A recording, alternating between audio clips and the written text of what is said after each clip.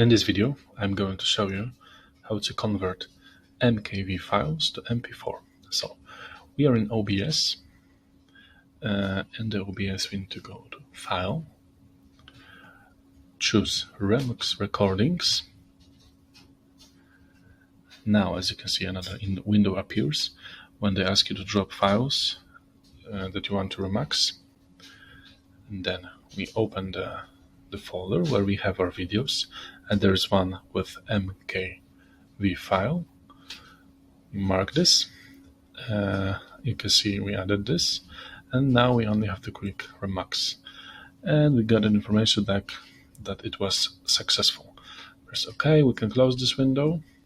Now, to see if it's actually worked, we need to go to File, Show Recordings, and we can see there is another file, like a copy, but instead of an MK file, this is an MP4 file. So pretty much that was it. Make sure to like and subscribe. Bye.